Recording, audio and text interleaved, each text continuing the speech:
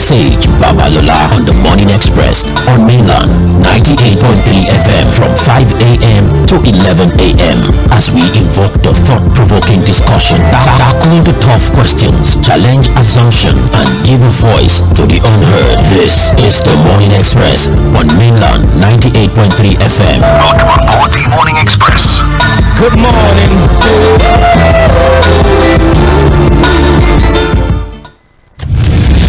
Ladies and gentlemen, here it is, the most listened to radio show on the planet. Even the other stations are tuned in too. Welcome to the Morning Express on Mainland 98.3 FM.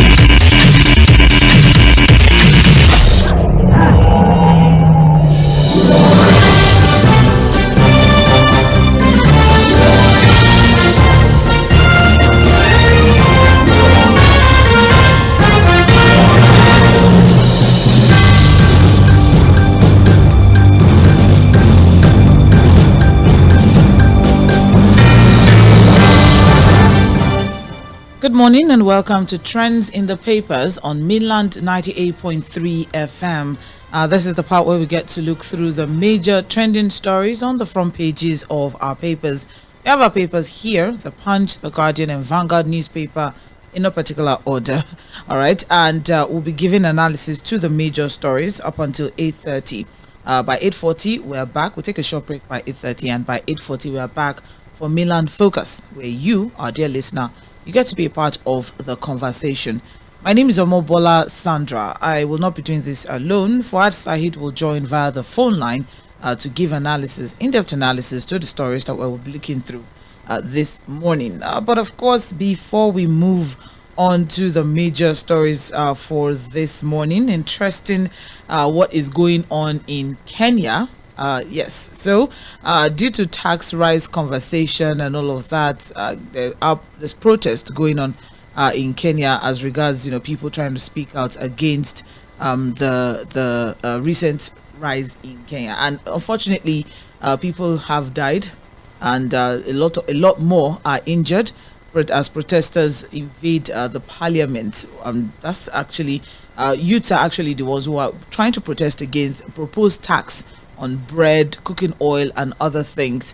So that is what's going on at the moment in Kenya. It's really unfortunate, and it's a little disheartening what's going on. The fact that people see and this is a government that there was a lot of hope, as regards what we're going to get from this government, but probably along the line things had to flip, and there was a change, and here we are now. Kenyans are protesting against tax rise on basic, commodities in Kenya. That's what's going on there. I just thought to quickly bring us up to speed as regards that particular one. It's really unfortunate at this time now.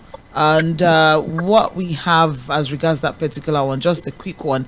So there's a finance bill that's in Parliament that's supposed to raise or introduce taxes or fees on a range of daily items and services, including data, fuel, bank transfers, diapers, basic items basically. And these measures have stripped anger, because what we have now is these proposals are part of Kenya's government's efforts to raise about $2.7 billion in domestic revenue. That's what they're trying to do. But the interesting thing is the fact that, okay, so we're still on this revenue generation, or this aggressive drive on revenue generation, which we are also experiencing one way or the other here in Nigeria, which has culminated into some economic policies that have made a lot of things difficult for the average Nigerian. But it's just really unfortunate what is going on in Kenya. But let's see what I think we have. Fuad already. Good morning, Fuad. Yeah, good morning, Sandra. How are you doing? I'm well, thank you very much. Thank you for joining in. I was Thank just, you for having me. watching the videos of all the protests. Protest in Yes, Kenya. in Kenya just this morning, and it's just really unfortunate what's going on. Things that one would think. I don't know why protest is such a big deal in Africa. The way government officials take protest, I really don't understand. Like, protest is supposed to be, oh look, we're not happy with this is our grievance, let's have a conversation. But when you have policemen shooting out guns, tearing out gas canisters or throwing out gas canisters and all of that are protesters. I don't know, Fuad, just your thoughts. Well, again, it's very unfortunate that this protest in Kenya are turned violent, and protesters are already losing their lives. Again, of course, you've highlighted some of the reasons why these protesters are on the street. The unique thing about this particular protest in Kenya is that it's being led by the younger generation. The Gen Z is particular, calls almost like a Gen Z protest, and of course, if you have a protest that is led by that population of young ones, it's going to come with a lot of energy. And basically what they are doing is to leverage on social media, TikTok particularly, to continue to mobilize youth to join the protest. It's almost called, I think it's called the Gen Z protest there in Kenya, against, new proposals for taxes in the parliament, taxes on bread, taxes on essential commodities, basically. And Kenyans are being, are questioning why the government wants to tax life out of them. Again, it's almost like the situation we have in Nigeria, this aggressive revenue drive of the government. Unfortunately, William Ruto came in like a man of the people. He promised a whole lot of things. Remember that, against, the choice of his principal, which was, Raila Odinga, people actually voted for William Ruto, who was then the vice president. Because they thought he brought in more promises, he looked like the person of the people and what have you. But it's looking a bit difficult for President William Ruto now. The youth are questioning his commitment really to the prosperity of ordinary people in Kenya. They think he's now more of a person of the establishment. Like the government people is working more for the established authorities and the interests of ordinary people in Kenya. So it's a very tough one for President William Ruto. The goodwill he had, when he came in, he's gradually losing it, and I don't know how he's going to respond. I think he has agreed to relax some of the taxes, drop some of those proposals, but the youth are saying, look, they can't be trusted. That, look, a lot of times they'll tell you they're going to address their concerns, but they go ahead and do whatever they want to do. So that's why the youth are still in the streets. And what they are saying is that, look, don't even remove some of them. Kill the entire proposal. That's what the youth are now saying. That picking and choosing which one to implement or not may amount to some form of deceit. What we are saying is that, look, the entire bill, throw it out of parliament. But again, we'll wait to see how the Kenyan authorities will respond to this. But unfortunately, people are losing their lives as the protest continues. Time now. Yeah. Well, thank you very much, Said Fuad. That's this major story we just had to quickly take as at now, since we do not have global view for today. But moving on, just before we also move on to other stories in the paper, just very, very quickly, Fuad, Chivido took over the internet yesterday, took over social media. It was quite an interesting one. There were about 50 governors at that event. Do you have 50 governors in Nigeria? I don't know. I'm just saying. There were about 50 governors there. There was even a first-class king in Yoruba land who was also, in attendance. Coordinating things, yeah. What? Yes, I was involved with almost everything. Not the MC, but, he was. Well, we also had a former president, who was also at the event. It was Olusegun was there. Yeah. Yes, it was. It was a well-attended party across party lines. Exactly. That's it's interesting. I think it all ended well. A beautifully packaged wedding ceremony. The flamboyance of the Nigerian culture, we saw it. We saw what money can do when money is available. You understand? You can bring in, anybody from anywhere in the world to be a part of your party.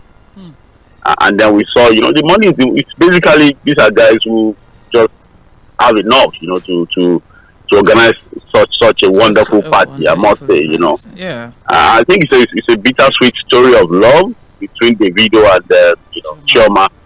I'm sure the younger ones know all the story. We were just peeping from the side. But at least we were able to get one or two of the stories too. But we wish them the best. You know, the new couple, the latest couple in town. We wish them all the best and of a blessed married life. It comes with his own challenges anyway. Of course. But they'll learn along. They'll learn to pick their spouse and learn along.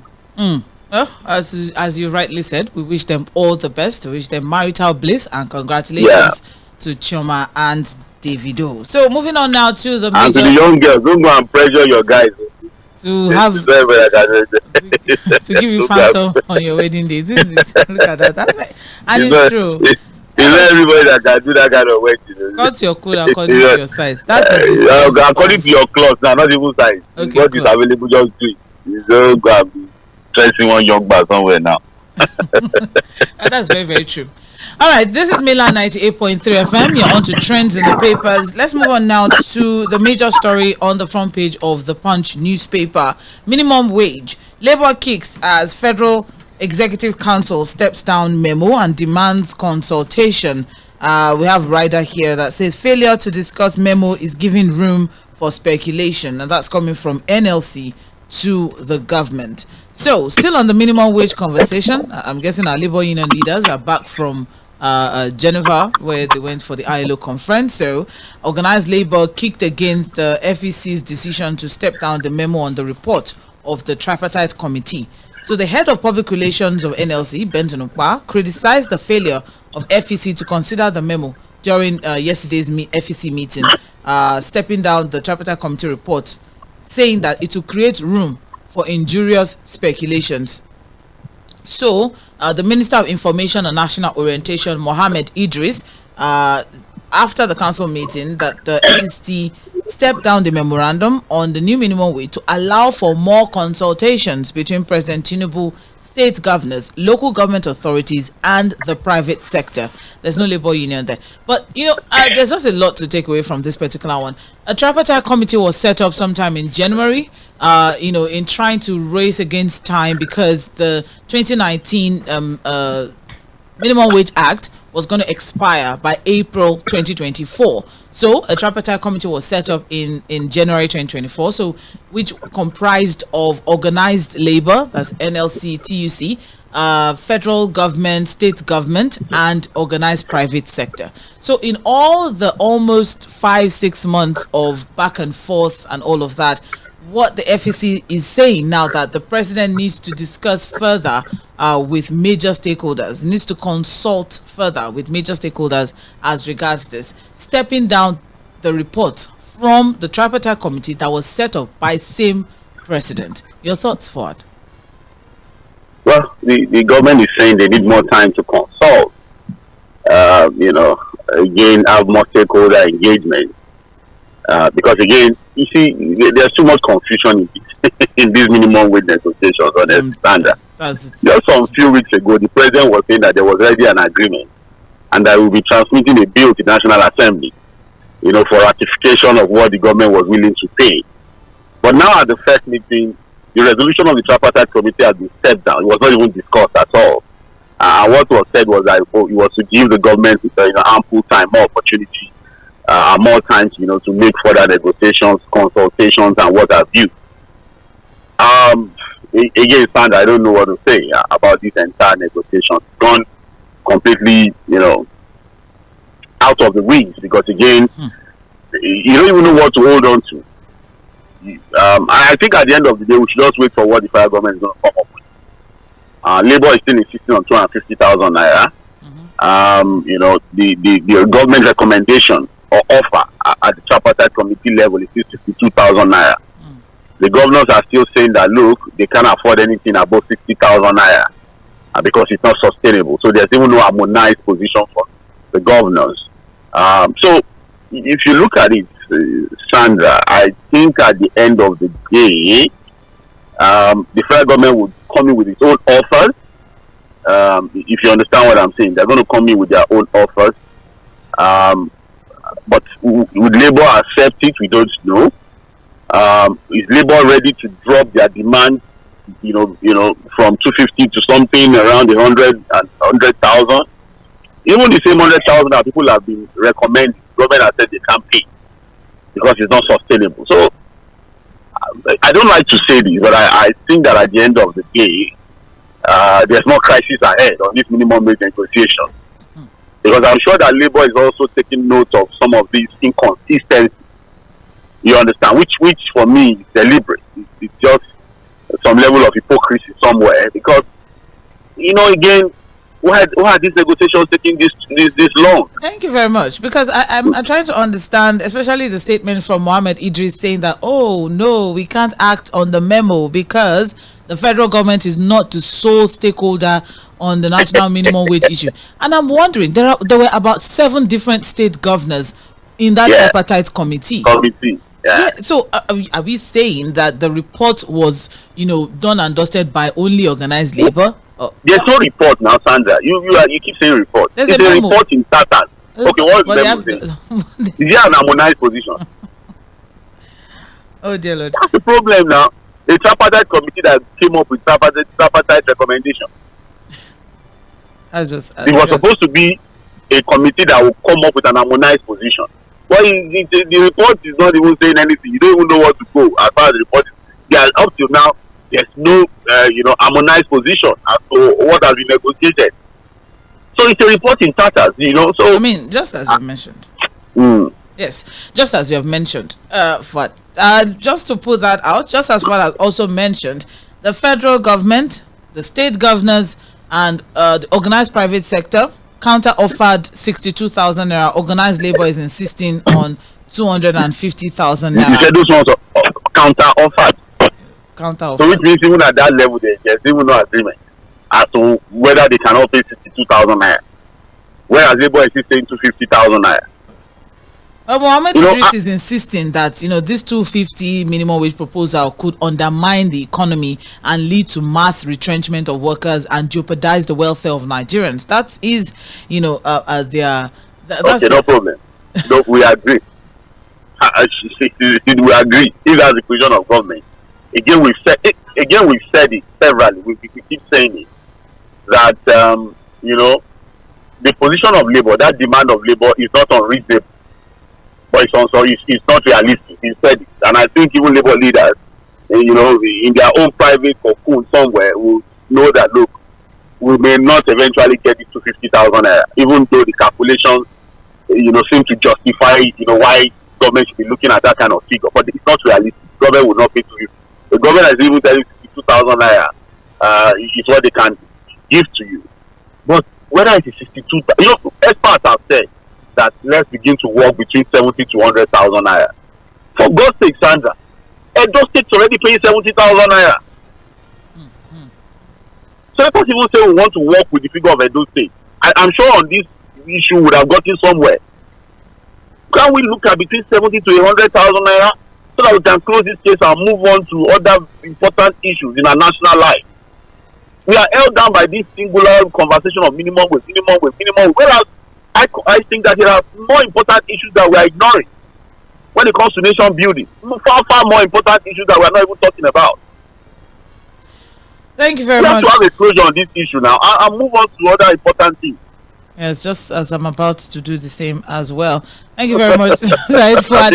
OPS, organized private sector is warning labor to be cautious with their negotiations as regards the fact that anything above 62,000 are for them would lead to massive job losses in the country, which to some certain extent I think we may understand as regards that particular one. But the president has stated the administration will continue with proposed strategic reforms and measures to address deep-rooted structural issues in the country. You can get more details on page. You can get more details on page 2 of the Punch newspaper. You also have NECA also coming in. That's the Employers Consultative Association coming in, also giving some advice, saying that the government needs to deepen collaboration and create pathways towards maximizing ongoing government reforms by leveraging on the capacity and potential of private sector employers. All right, there's a lot to take away from that one. You can get all of the details on page 2 of the Punch newspaper. As regards state governors being able to afford or not being able to afford the 250,000 or even the 62,000, because state governors are insisting on 60,000 naira, all right, and you have federal government and organized private sector going for 62,000 naira. So as regards that particular one, when we get to the Guardian newspaper, we're going to look at the major headline and tie it in one way or the other, because in that story we look at the fact that states are struggling with debts, and we have quite a number of quote and